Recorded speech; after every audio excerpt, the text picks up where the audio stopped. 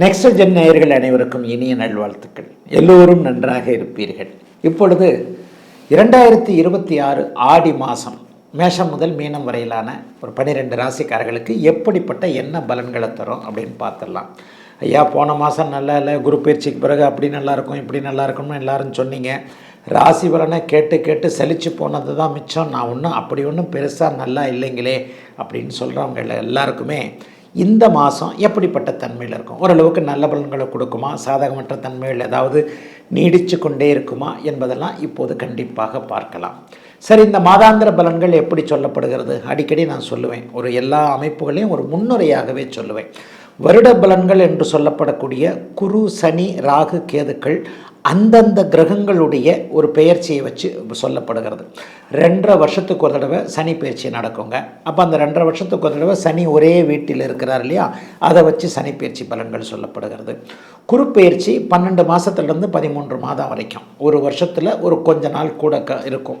அப்போ அந்த 12 மாதங்கள்லேருந்து 13 மாதங்கள் வரைக்கும் அந்த குரு பயிற்சியை வச்சு அந்த குரு எங்கே இருக்கிறார் என்பதை வைத்து அந்த ராசிக்கு, உதாரணமாக கன்னிராசிக்காரருக்கு இப்போது லாபஸ்தானம்னு சொல்லப்படக்கூடிய 11ஆம் இடத்துல குரு பகவான் இருக்கிறார். உங்களுக்கு இந்த 11ஆம் இடத்துலேருந்து எங்கெங்கே இடத்தை பார்க்குறார் அப்படின்றத வச்சு அந்த குரு பயிற்சி பலன்களை சொல்லுகிறோம். ஒரு வருடத்திற்கு அந்த பலன்கள் மற்ற கிரகங்களையும் சேர்த்து, ஏன்னா பயிற்சி பலன்கள் அப்படிங்கிறது நவ கிரகங்கள்னு சொல்லப்படக்கூடிய 9 கிரகங்களையும் சேர்த்து வைத்து பலனாக சொல்வது தான். ஆயினும் அது உங்களுடைய பிறந்த ஜாதக தசாபுக்தி அமைப்புகளுக்குள் அடக்கம். இப்போ எப்போவுமே பாருங்கள், ராசி பலனை சொல்கிற மாதிரி எனக்கு ஃபுல்லாக நடந்துடுறது இல்லைன்னு ஒருத்தர் சொல்லுவார், எனக்கு கரெக்டாக நடக்குதுன்னு ஒருத்தர் சொல்லுவார். எப்போவுமே இந்த மாத பலன்கள், வார பலன்கள், ராசி பலன்கள் எல்லாமே இப்படித்தான் இருக்கும். இந்த ராசி பலன்களையும் தாண்டி உங்களுடைய பொதுவான ஜாதகம் அப்படின்னு ஒன்று இருக்குது. அந்த பொதுவான உங்களுடைய உண்மை யூனிக் அப்படின்னு சொல்லுவோம், உங்களுக்கே உரித்தான ஜாதகம். இது பொதுவான ராசி பலன்கள். உங்களுக்கே உரித்தான ஒரு ஜாதகத்தில் உங்களுக்கு என்ன தசாபுக்தி அமைப்புகள் நடக்கிறது என்பதை மேட்ச் பண்ணியும் இங்கே பார்க்கலாம். இப்போ நான் குரு பயிற்சியை சொன்னேன், சனி பயிற்சியை சொன்னேன், ராகுகேது பயிற்சி 1.5 வருஷத்துக்கு ஒரு தடவை நடக்கும்.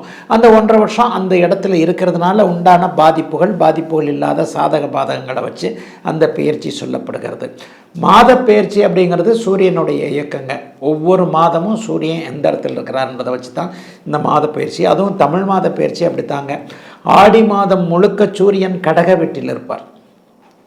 ஆடி மாதம் முழுக்க சூரியன் கடக வீட்டில் இருப்பார். அந்த 30 நாளும் இப்போ நான் பேச போகிற ஆடி மாத பலன்கள் கடகத்தோடு சூரியன் சுபத்துவமாக இருக்கக்கூடிய தன்மை மிகப்பெரிய யோகம். இதில் என்ன ஒரு பலன் இருக்கும் அப்படின்னு சொன்னால், உங்கள் பிறந்த ஜாதக அமைப்பின்படி சூரிய தசை நடந்து கொண்டிருப்பவர்கள், சூரிய புக்தி நடந்து கொண்டிருப்பவர்கள், இவர்கள் எல்லாருக்குமே இந்த ஒரு மாதம் டாப்பாக இருக்குங்க. ஏன்னா சூரியன் குருவை அஸ்தங்கப்படுத்தி சுபத்தன்மையோடு இருக்கின்ற காரணத்தினால் சூரிய அந்தரம் நடந்து கொண்டிருப்பவர்களுக்கு கூட இப்படித்தான் இந்த பிறந்த ஜாதக பலன்களை அப்படியே மேட்ச் பண்ணி பார்க்கணும். கடகத்தில் இருக்கிறார் சூரியன், ஏற்கனவே இருக்கக்கூடிய உச்சகுருவோடு இணைய போகிறார். உச்சகுருவை அஸ்தங்கப்படுத்தி தான் சுபத்துவம் ஆக போகின்ற இந்த அமைப்பு யார் யாருக்கெல்லாம் சூரிய தசை நடக்கிறதோ, சூரிய புக்தி நடக்கிறதோ, அவர்கள் சூரிய அந்தரம் நடக்கிறதோ, அவர்கள் எல்லாருக்குமே இந்த ஆடி மாதம் பெரிய அளவில் நன்மைகளை கொடுக்குங்க. சரி, இந்த மாதத்தில் ஏதாவது பெரிய அளவில் பெயர்ச்சிகள் இருக்கா அப்படின்னு பார்த்தீங்கன்னா, ஆமாங்க. அதாவது ஆடி மாதத்தின் நடுப்பகுதியில் 16, 17ஆம் தேதிகளைப் போல இப்போது இருக்கக்கூடிய சிம்மத்தில் இருக்கக்கூடிய சுக்கிரன் நீச்சத்தை அடைகிறார். ஆடி மாத நடுப்பகுதி ஆகஸ்ட் மாதம் 1ஆம் தேதியாக இருக்கும்.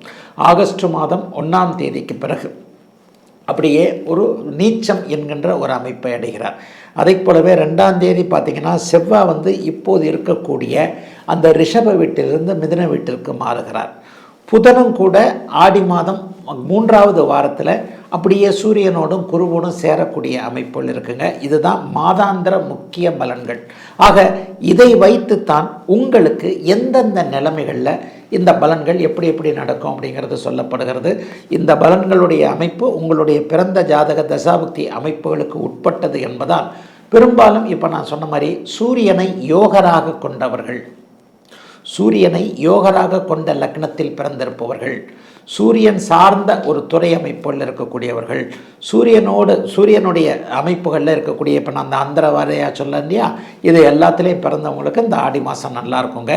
இப்பொழுது தனித்தனியாக மேஷம் முதல் மீனம் வரையிலான இந்த 12 ராசிக்காரர்களுக்கு தனித்தனியாக இந்த ஆடி மாதம் என்ன பலன்களை செய்யும் அப்படிங்கிறத பார்த்துடலாங்க.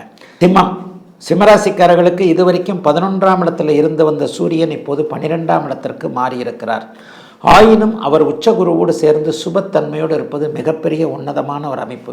என்ன அடிக்கடி அலைச்சல் இருக்கும். 15 நாள் வரைக்கும் ஒரு மாதிரியாக அலைச்சலும், 15 நாளைக்கு பின்னாடி ஒரு அலைச்சலும். எடுத்தடுப்புலே ஆடி மாதத்தில் எங்கேயாவது ஒரு இடத்துக்கு போகக்கூடிய அமைப்பு உண்டு.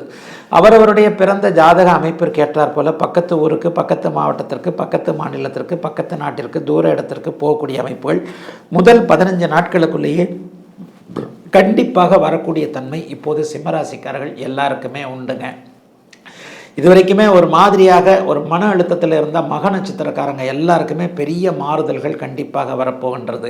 உத்திர நட்சத்திரக்காரங்களுக்கெல்லாம் அப்படிலாம் ஒன்றும் பெரிய கஷ்ட நஷ்டங்கள் இருக்காதுங்க. அதுவும் அவர் உடைபட்ட நட்சத்திரங்களுக்கு பெரிய அளவில் அஷ்டமத்தனி சோதனையை பண்ணாது. உங்களுடைய பிறந்த ஜாதக அமைப்பின் அடிப்படையில் 6-8 தசாபக்திகள் நடந்தால் மட்டுமே உத்திர நட்சத்திரக்காரர்களுக்கு கடுமையான கெடுபலன்கள் இருக்கும். மற்றபடி பூர நட்சத்திரத்தில் பிறந்தவங்க இப்போது கொஞ்சம் அட்டமத்து சனியுடைய தாக்கத்தை அனுபவித்து கொண்டிருக்கிறீர்கள். ஆனால் சூரியன் கொஞ்சம் சுபத்தன்மையோடு இருக்கிறனால, லக்னாதிபதி ராசிநாதன் தாங்கு திறனோடு இருக்கின்ற காரணத்தினால் எதையும் சமாளிக்கக்கூடிய நல்லதொரு மாதமாகவே இந்த மாதம் கண்டிப்பாக அத்தனை சிம்மராசிக்காரர்களுக்கும் கண்டிப்பாக அமையுதுங்க. பெரிய அளவில் யோக பலன்கள் இருக்கக்கூடிய அமைப்புகள் இப்போது கண்டிப்பாக உண்டு.